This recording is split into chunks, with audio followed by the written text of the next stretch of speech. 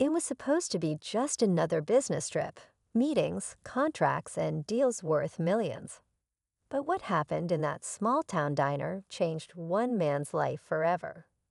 Jacob Carter, a self-made billionaire known for his sharp mind and ruthless ambition, walked into a dusty roadside cafe looking for a quiet meal, not a miracle. But that's when he saw her, a waitress with tired eyes, silver streaked hair tucked under a worn cap, and a smile that looked atchingly familiar. Something in her voice, the way she moved, it struck a chord deep in his soul. Jacob hadn't seen his mother in over 20 years. She disappeared when he was just a boy, a mystery no one could ever explain. He grew up in foster care, bounced around the system, and carried the pain of abandonment like a hidden scar. That pain pushed him harder than anything else ever could. He built an empire from scratch, real estate, tech, you name it. He had it all. Private jets, mansions, the cover of Forbes. But not a single photo of his mother. Not a single clue. Until now. As he sat frozen in that booth, watching the woman pour coffee for a group of truckers, memories he'd buried for decades came rushing back. Her lullabies, her laugh, the scent of cinnamon from her kitchen. He couldn't be sure. He didn't want to believe his mind was playing tricks on him. But something told him this wasn't just a coincidence. He asked for her name. Susan, she said, without flinching, and his heart skipped a beat. But how? Why was the woman who had vanished from his life now serving tables in a rundown diner? Why didn't she recognize him? Was she hiding? Running from something or someone? And more importantly, what would he do now that he'd found her? He had the resources to change her world in an instant, but would she even accept his help? And what if she wanted nothing to do with the past? The billionaire who thought he had all the answers suddenly found himself facing the biggest question of his life. What happened next would not only reveal the truth behind his mother's disappearance, but also test everything he believed about family, forgiveness, and second chances. Stay with us as we uncover the shocking turn of events that followed, because what Jacob did next didn't just change her life. It changed his too. Jacob couldn't shake the feeling.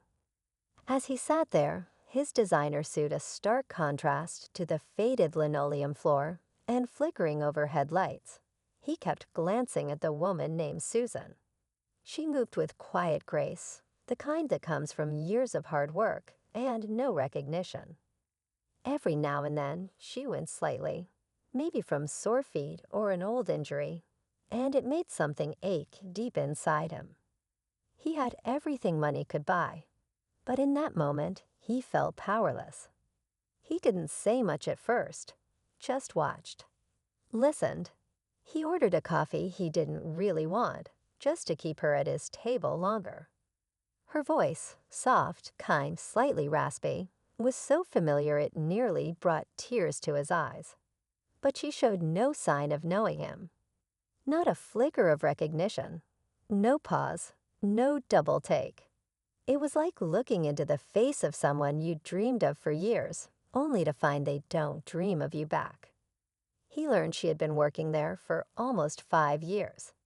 Lived in a modest apartment 2 blocks away. No family to speak of, just a quiet life made up of long shifts and small tips.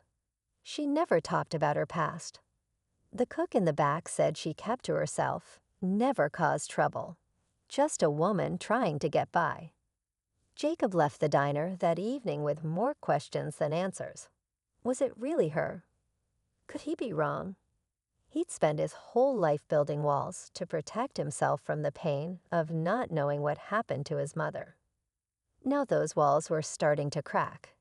He didn't want to confront her, not yet. Not without knowing the truth.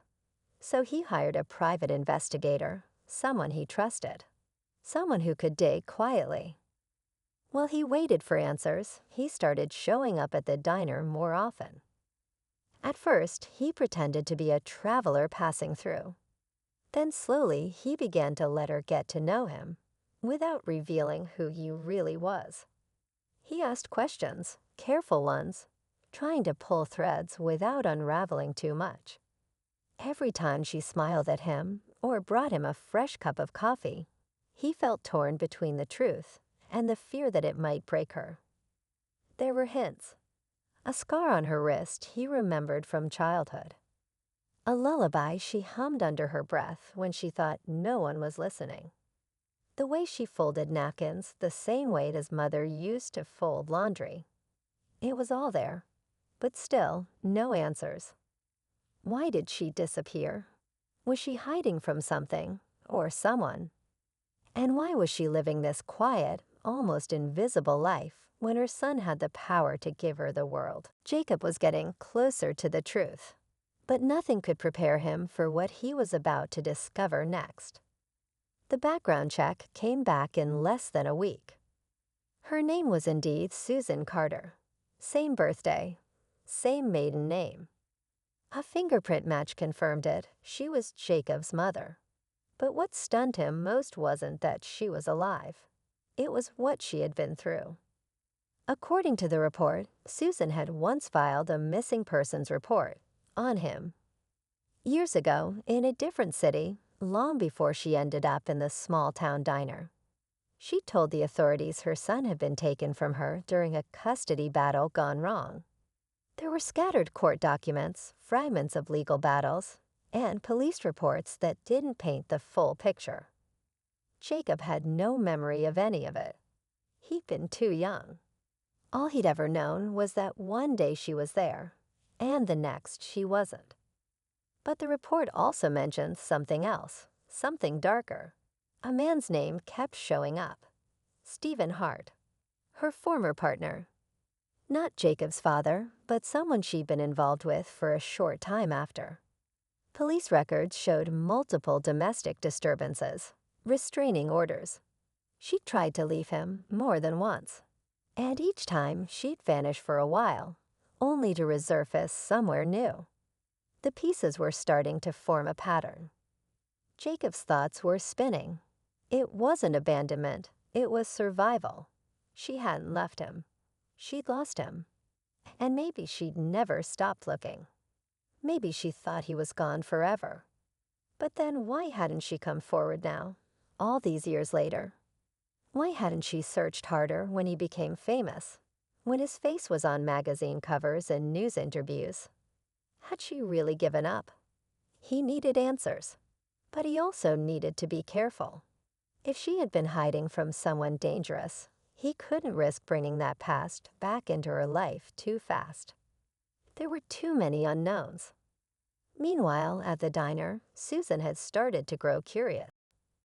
Even around the